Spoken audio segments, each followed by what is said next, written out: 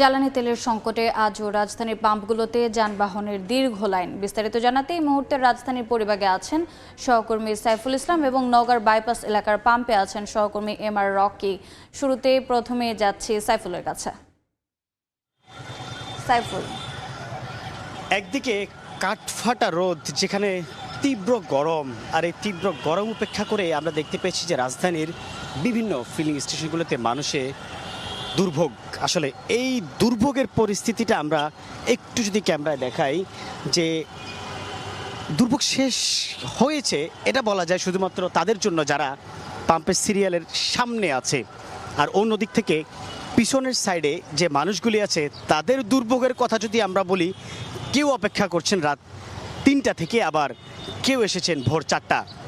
শুধুমাত্র এই পরিস্থিতিটা প্রাইভেট কার চালকদের। অন্য দিক থেকে যদি আমরা বাইকারদের কথা বলি, তারা ভোর 6টা বা 7টা থেকে এসে সিরিয়ালে ধরেছেন একটু মাত্র তেল। আর এই তেলের নামকরণ তারা করেছেন সোনার হরিণ। এই সোনার হরিণ যার কাছে মিলছে, তার গুটি গুটি পায়ের মতো করে 2 চাকা বা 4 চাকার গাড়িটি চলছে রাস্তায় না, এই তেল ছাড়াই রাস্তায় চলতে পারবে না। তবে এখানকার যে লোকজন আছেন তারা বলছেন যে এই যে তীব্র গরম উপেক্ষা করে তারা দাঁড়িয়ে আছেন শুধুমাত্র একটু তেলের জন্য। এই তেল পেলে তাদের এই যে দৈনন্দিন যে কার্যক্রম, তাদের যে দৈনন্দিন কার্যক্রমের পাশাপাশি তাদের যে অফিসের কাজ বা আনুষঙ্গিক সব রকমের যে সমস্ত কাজগুলি দৈনিক তারা করে থাকেন, সেগুলি তারা অ্যাক্টিভ হতে পারবেন। সর্বোপরি বলা যায় যে এই যে দীর্ঘ সিরিয়াল, না বিশ্বাস অবস্থা মানুষের, এ থেকে কিন্তু মুক্তি চান সরকার। দ্রুতই কোনো না কোনো পদক্ষেপ নেবেন এই আশায় কিন্তু এখানকার চালকদের। এই ছিল আমার কাছ থেকে রাজধানীর পরিস্থিতি। তেলের পরবর্তী পরিস্থিতি জানতে রাজধানীর বাইরে আছেন আমাদের সহকর্মী নওগাঁয় এম.আর. রকি, যাচ্ছি তার কাছে। চোখে মুখে ক্লান্তি, সেই সাথে শঙ্কা কখন তেল শেষ হয়ে যায়। আসলে দীর্ঘ লাইন, 700-র অধিক মোটর বাইকের এই দীর্ঘ লাইন ভোর রাত থেকে অপেক্ষা করছেন তেল সংগ্রহের জন্য।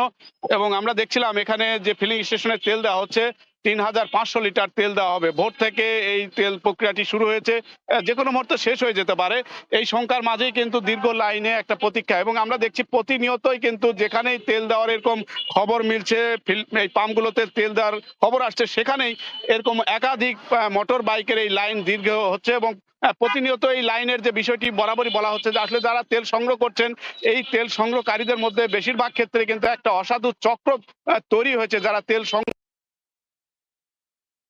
বিক্রি করা হচ্ছে। এবং জেলায় তেলের যে চাহিদা রয়েছে, চাহিদার বিপরীতে 56টি ফিলিং স্টেশন রয়েছে। প্রতিদিন 5 থেকে 6টি পাম্পে তেল দেওয়া হচ্ছে। বাকি পাম্পগুলো বন্ধ থাকার কারণেই এক ধরনের এই সংকট। সেই সাথে এই সংকটের মাঝে নতুন করে আরেকটি অভিযোগ বরাবরই আসছে যে তেল সংগ্রহ করে প্রান্তিক পর্যায়ে 300 থেকে 350 টাকা লিটারে বিক্রি করা হচ্ছে। আসলে প্রশাসনের পক্ষ থেকে একটা নজরদারির মাধ্যমে এই অসাধু প্রক্রিয়াটি বন্ধ করার জন্য তারাও চেষ্টা করছেন।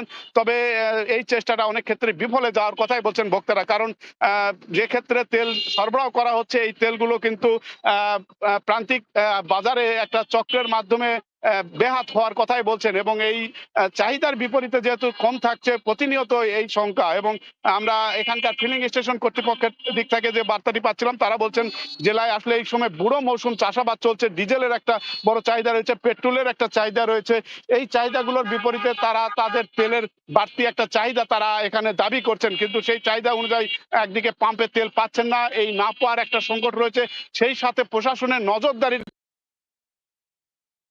এক ধরনের চোরা কারবারি তেল বাজারজাত হচ্ছে। এই সংকটই কিন্তু সার্বিকভাবে এই তেলের সংকটকে আরো বেশি ঘনীভূত করেছে, আরো বেশি সংকট তৈরি করছে, এমন অভিযোগ কিন্তু ভোক্তাদের দিক থেকে জানানো হচ্ছে। এই ছিল সার্বিক নওগাঁর তেলের সংকট, তেল বেচে কেনার খবর আমার কাছে। সরাসরি যুক্ত ছিলাম নওগাঁ এবং রাজধানীর পরিবাগে।